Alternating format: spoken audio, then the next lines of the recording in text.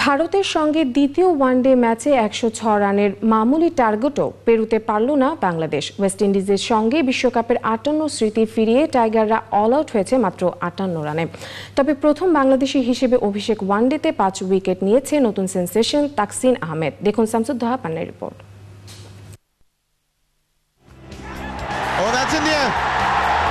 মিরপুরে বৃষ্টি ছিল, তবে ঝড় তুললেন তাসকিন। বৃষ্টির কারণে ৪.৫ ঘন্টা খেলা বন্ধ থাকার পর ৪০ ওভারের ম্যাচ।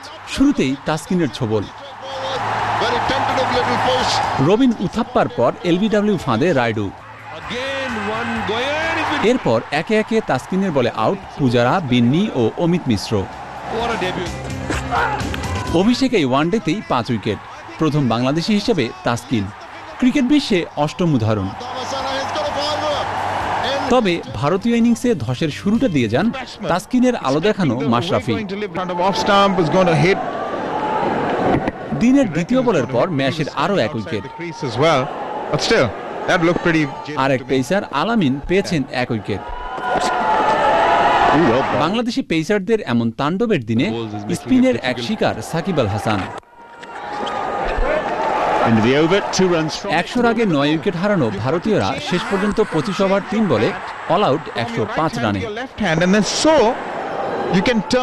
৪০ ওভারের টার্গেট মামুলি ১০৬। কিন্তু শুরু থেকেই ব্যর্থ বাংলাদেশি ব্যাটসম্যানরা। স্কোর কার্ডকে টেলিফোন নম্বর বানিয়ে ৮ জনেই আউট হয়েছেন সিঙ্গেল ডিজিটে। ২ অঙ্কের ঘরে মাত্র ২ জন। অভিষিক্ত মিথুন আলী ২৬ এবং অধিনায়ক মুশফিকুর রহিম ১১। বিনির ৪ রানে ৬ উইকেট শিকারে বাংলাদেশের ইনিংস শেষ সেই ৫৮ রানে।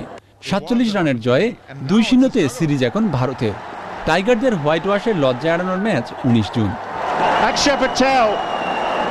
শামসুদ্দোহা পান্না, চ্যানেল আই, ঢাকা।